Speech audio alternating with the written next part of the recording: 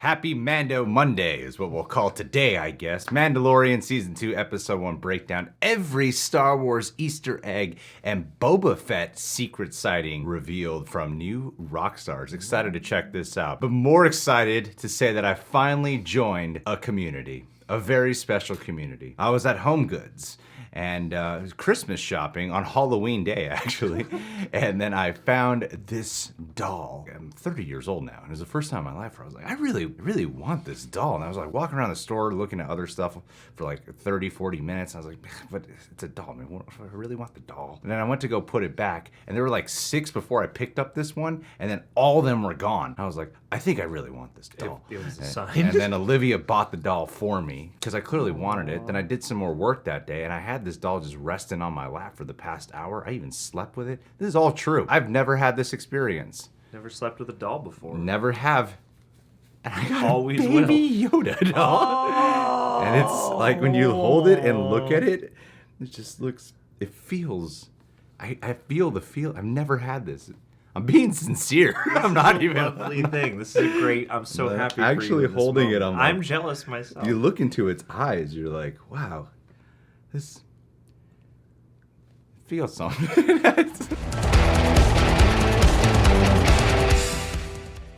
Welcome back to New Rockstars. I'm Eric Voss, and The Mandalorian is back on Disney+.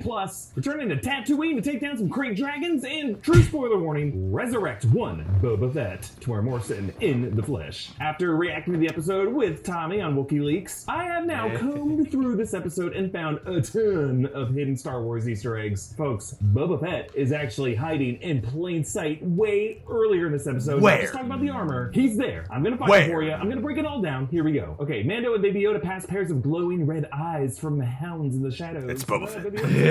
The graffiti. There is some white Arbesh that looks like it translates to the word Alderaan, maybe a memorial for the Empire's war crime. There's some more text down the center that looks like no more, with the backwards in, the words you will learn, and to the right of that, killer. There also appear to be the How'd you get this out so fast? Oh my god. Like a protocol droid that looks like C-3PO. Kind of, yeah. They all kind of look the same. There might be Chewbacca there, and then that could be Watto on the door of the club. We're also seeing Grievous in there. Interestingly, one of them looks like the Wills. Those are the legendary Force beings that taught many Jedi how to come back as Force ghosts. So Gor Koresh here is an Abyssian voiced by John Leguizamo. They watched some Gamorreans in a fighting ring. Those are the race of Jabba the Hutt's guards in Return of the Jedi. Yes. Notice how their battle axes emit this blue glow. This could be based on Knights of the Old Republic game, in which the Taurus arenas used a similar shielding tech to reduce lethality. Mando has to take down Koresh's guards with his whistling birds and his vibro blade. They returned from season 1. The last guy he takes out is a Zabrak,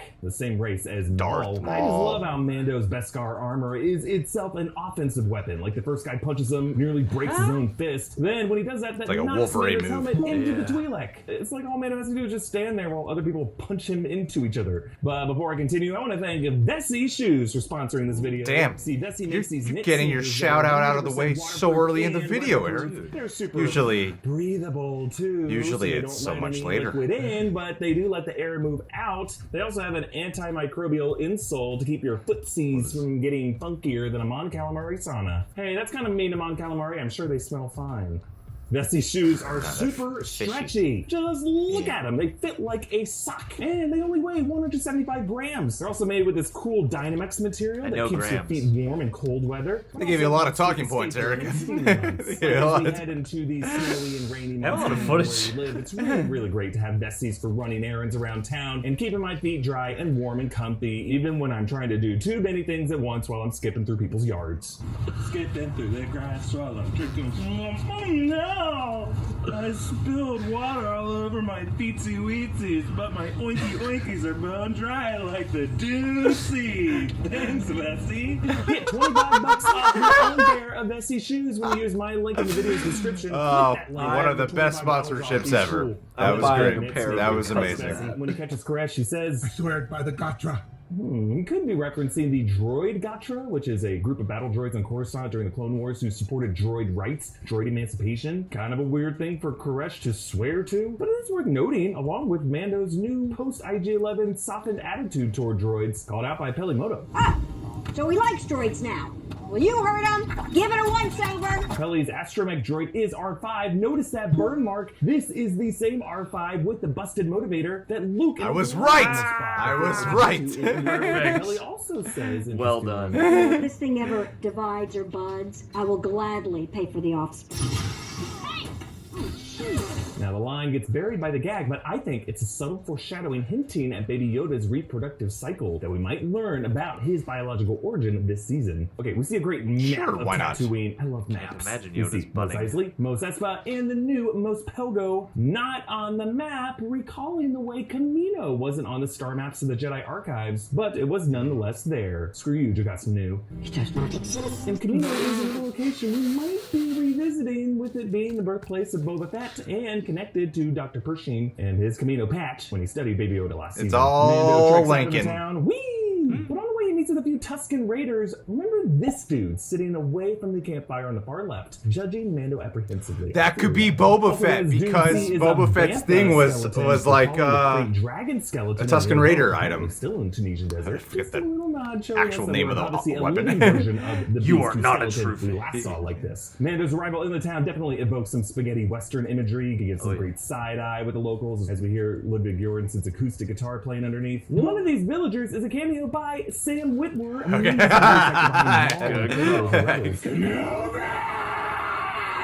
The town marshal is Cobb Damn, Vanth, Timothy Sam Oliphant. Weak weight. 2 snorts of spatchka.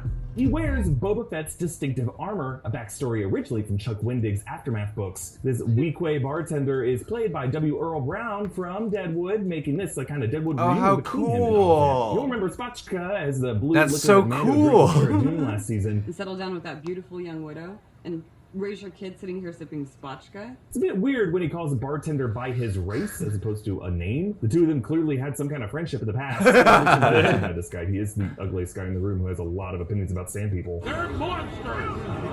They nailed the attention to detail on this Boba Fett armor. From the bullet dent on the head, there's a little metal patch on the jetpack, probably to fix where Han Solo bonked it. You'll also notice the armor looks corroded, suggesting the Sarlacc stomach acid probably did a number on it. Now notice the sound design of the Crate Dragon roar.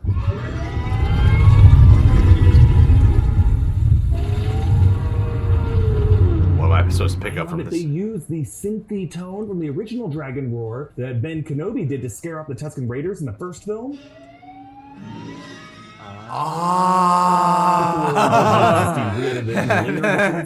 That is great.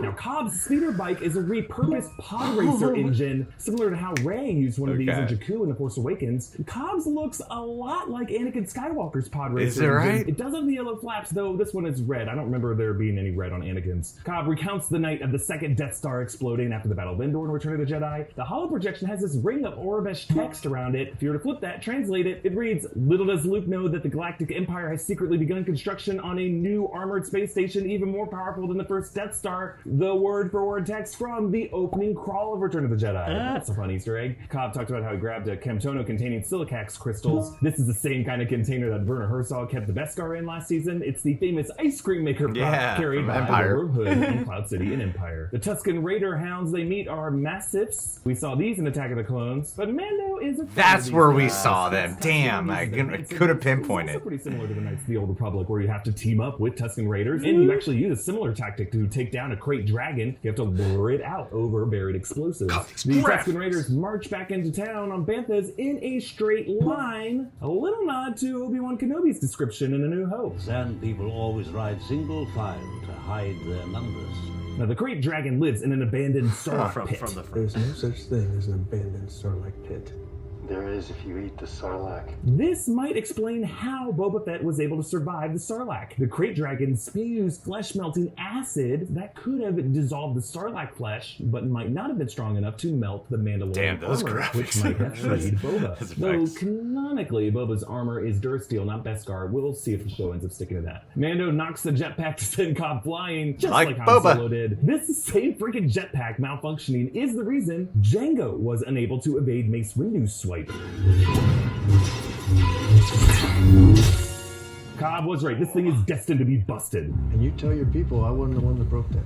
Now, they foreshadow the way they end up blowing up the beast. Hey, what are you doing? That's an explosive. What are you trying to blow the whole place up? An homage to Jaws, which blows up that beast the same exact way and foreshadowed it the same exact way. Damn it, Mark! You screw around with these tanks and they're gonna blow up. The Tusken Raiders retrieve a great kind of pearl. seemed like a This movie is trip super thing to me. It didn't really cool. seem like a Jaws tribute. People drop explosives and get reprimanded a lot. These are formed by the dragon ingesting rocks, which it's gonna do if it's chewing its way through sand. It's kind of like how grains of sand can turn into pearls and clams. The final image shows the famous Tatooine binary sunset and Boba Fett. To more Where are all the Boba Fett He's sightings? a bit scarred, perhaps from escaping that Sarlacc, and you can hear some spurs when he steps,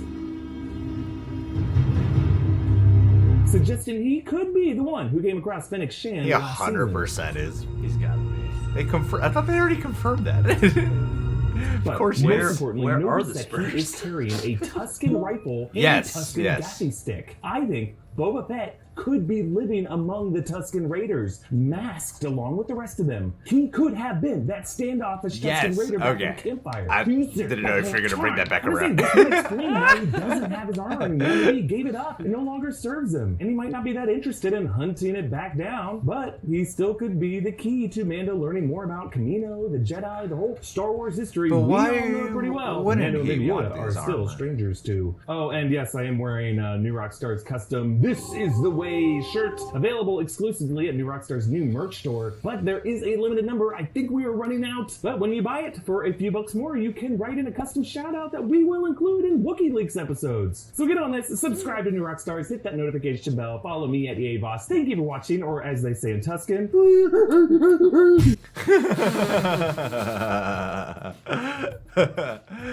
Oh, how That cool. was delightful. Damn, these shirts do look awesome. I want to claim to be Eric Voss on a t-shirt. That was a great breakdown. We got to cover these sooner. I think we got to cover these sooner. Right after we're done reacting. We'll just go into this. Or what we can do is we can react to the episode and then watch their breakdown and then just take all their information and put it in our put it in the review. review, yeah. And then act like we're as smart and as great at deciphering without having to go frame by frame. We're just that good. We're just that good. Yeah. All knowledge comes from somewhere, and we're just showing our work, okay? I mean, I was right about a couple of things, I'd say. The pod racer one, even Eric had some doubts, because even when I was looking at the images in the review, I was like, is that for sure his? And then when while I was editing the review and I was looking at the Boba Fett image, I was like, that looks like Tusken Raider weaponry.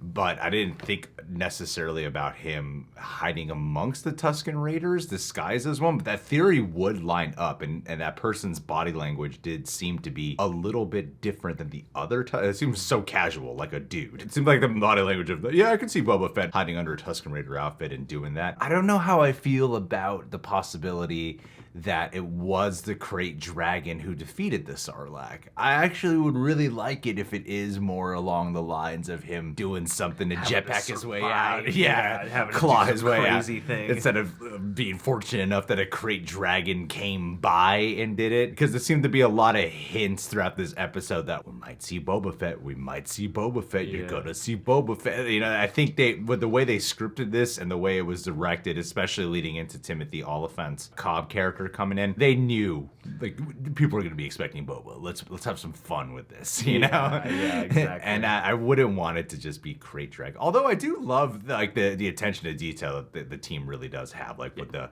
Tusken Raiders in a single file line, the Krayt Dragon roar being brought up. Those animals that I'm already forgetting the name of them, but the ones that were in Attack of the Clones, it's like they looked familiar, but damn, I did not call it. Feel bad. I hate myself. Oh, yeah, now you have to commit nerd seppuku. Yeah. It really helps you appreciate, too, things like the roar sound and how many different sounds comprise that, because I think you can lose elements, or maybe just not know exactly what is score versus what is a sound on screen, you know? This made me appreciate, like, there are times when it can become a meme, the level of continuity and Easter eggs that these things have, but this made me appreciate that, even coming down to, like, the R5 unit with just the right amount of, like, burn marks around that one sector of its, paint to let you know that it's the one that Luke had and stuff like that. And even the more fun ones, like the crawl from the original films, being in the, second Death Star blowing up text and whatever, hidden in the graffiti or whatever, that helped enhance this. Truly, stuff like that, like the graffiti or the texts, are like only for the people who are going to take the time and who care about the languages of the Star Wars world. And like things like that, I almost have more fun with in a way, because it's not necessarily like, oh, what aspect of the property is coming up next. It's more like, oh, cool, like, the language works. It's a living, breathing thing, even though it is just entertainment in its own way. I mean, yeah, I feel like you get more nerd cred if you get all the trivia down, but I often forget the names of things constantly, and a lot of times it's me racking my brain to,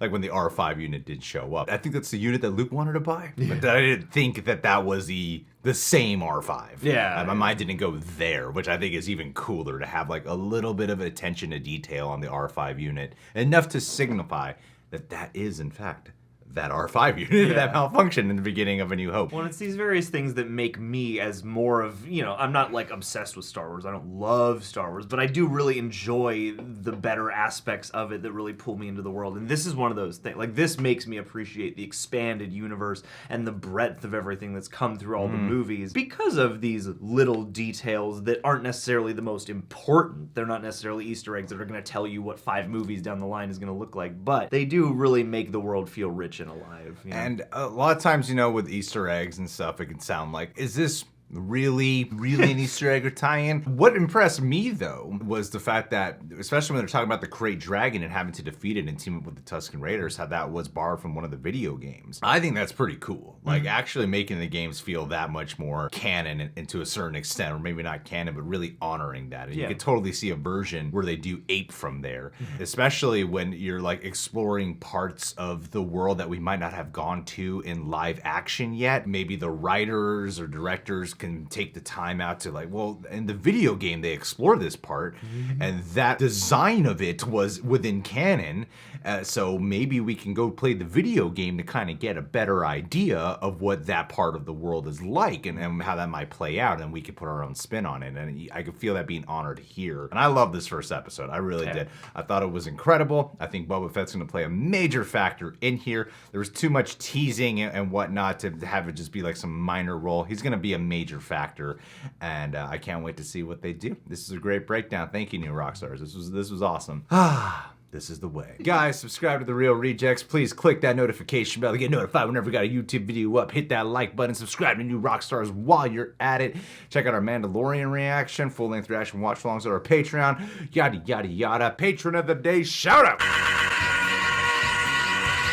Bradley Bledsoe. We are so sorry Didn't mean it. that we didn't shout you out properly last month at our Patreon. Only a good handful of people are able to qualify for the tier Patron of the Day shout out. And then at the end of every month, we make a list of the video links for if they miss the shout out, they can go to this video and you'll catch it there. And apparently, Bradley was part of that list, and John and I swore we had done your shout out. We went through every video in October, not recorded. Every single video. Search and we the were memory like, cards for lost what files. happened? Yeah, I thought we shouted. We could have sworn we did. Yeah. So I'm so sorry for not doing it, because you are one of like the most loyal Reject Nation followers, one of the most loyal Patronejects, and I converse with you pretty much weekly at this point. So I feel really bad for not having shouted you out, because you earned it. You got a great YouTube channel. You have great music. You're a wonderful editor. We will work together one day. I'm sorry. I love you. I'll forget to shout you out next month. Yeah, that'll just be your new shout-out cycle. Exactly. The beginning of the following month. Say hi to your wife for me. Stay She thinks of sexy. me Oh. when you guys Aww. are fighting.